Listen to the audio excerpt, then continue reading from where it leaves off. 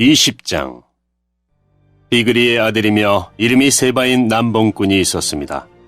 세바는 베냐민 지파 사람이었습니다. 세바는 나팔을 불면서 이렇게 말했습니다. 우리는 다윗과 상관이 없다. 우리는 이새의 아들에게서 얻을 것이 없다. 이스라엘 백성아, 모두 자기 집으로 돌아가자. 그리하여 모든 이스라엘 백성이 다윗을 떠나 비그리의 아들 세바를 따랐습니다. 그러나 유다 사람들은 요단강에서 예루살렘에 이르기까지 자기 왕의 곁을 떠나지 않았습니다.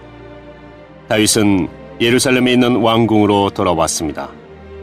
전에 다윗은 왕궁을 지키기 위해 후궁 10명을 남겨둔 일이 있습니다. 다윗은 그 후궁들을 잡아다가 별실에 가두고 보초들을 세워놓았습니다. 후궁들은 죽을 때까지 그 집에 갇혀 살았습니다.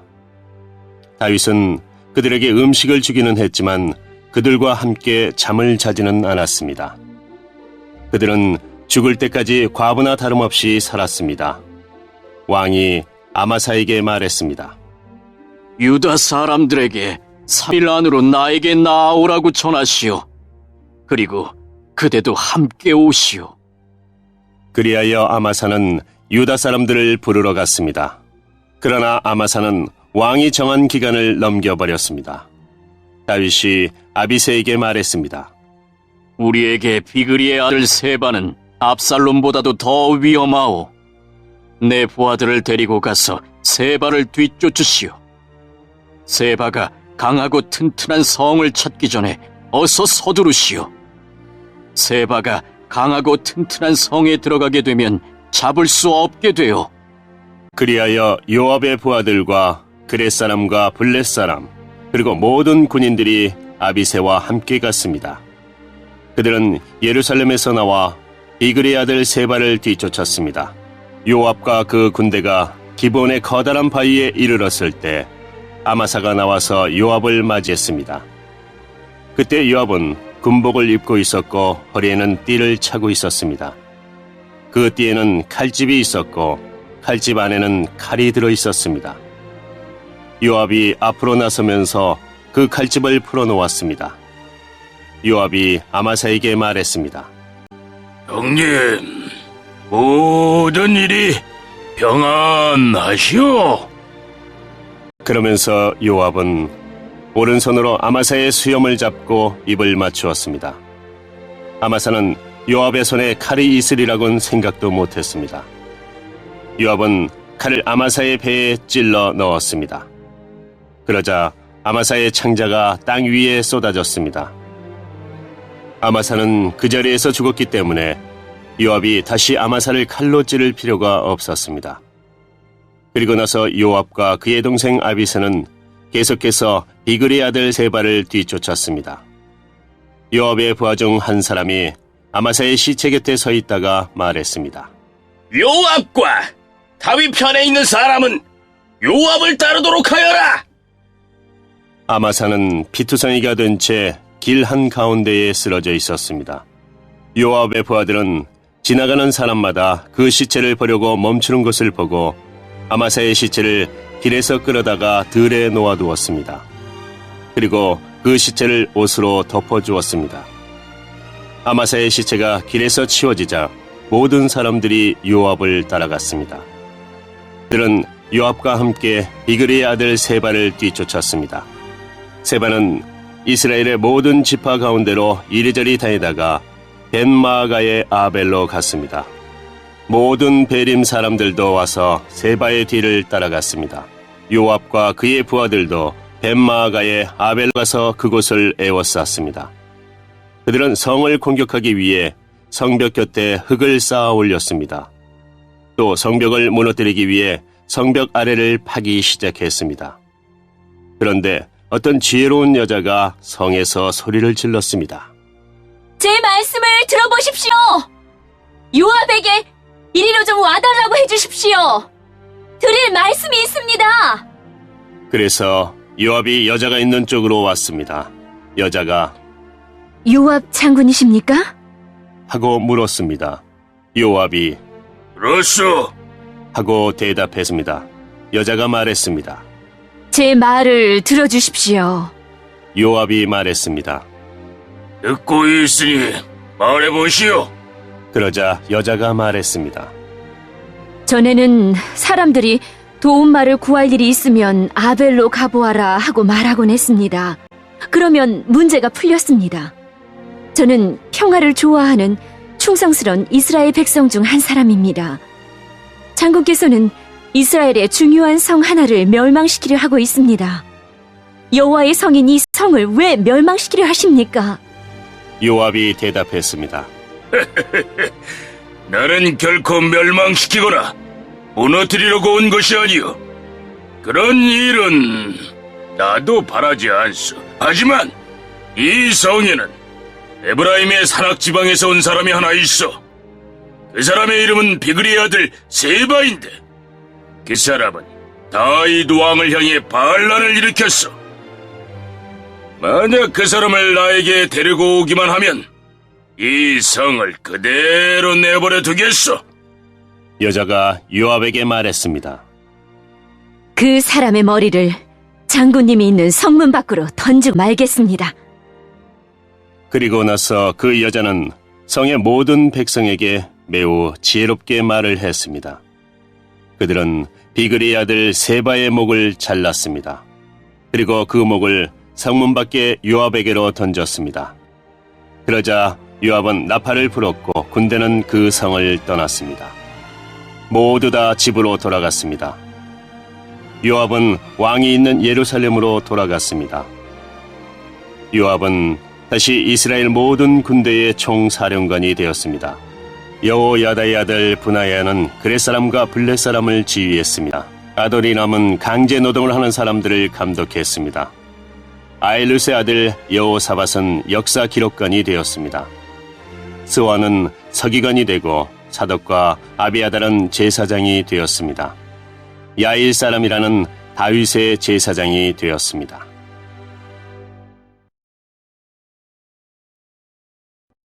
(21장) 다윗이 왕으로 있을 때에 기근이 있었습니다. 기근은 3년 동안 계속되었습니다. 그래서 다윗은 여호와께 기도를 드렸습니다. 여호와께서 대답해 주셨습니다. 사울과 그의 집안 때문에 기근이 생긴 것이다. 사울이 기브온 사람들을 죽였기 때문이다.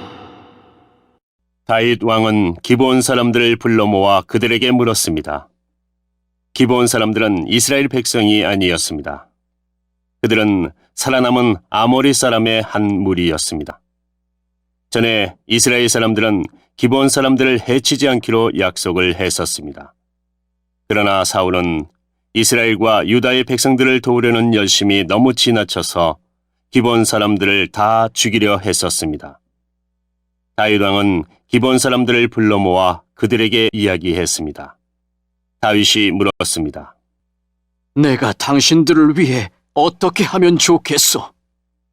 어떻게 해야 이스라엘 백성의 죄를 용서하고 오히려 여호와의 백성에게 복을 빌어주겠소?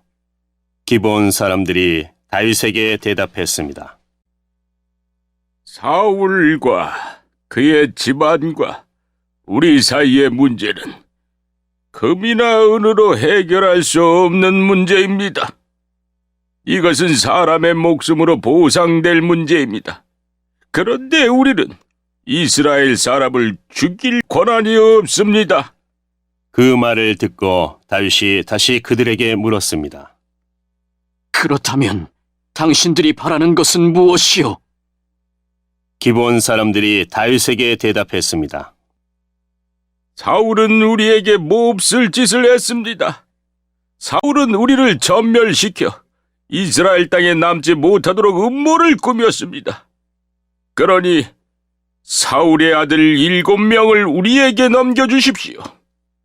그러면 사울의 고향인 기브아에서 그리고 여호와 앞에서 그들을 목매어 달겠습니다.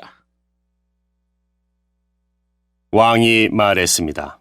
그들을 넘겨주겠소. 그러나 왕은 요나단의 아들 무비보셋만은 보호해 주었습니다. 요나단은 사울의 아들이었습니다.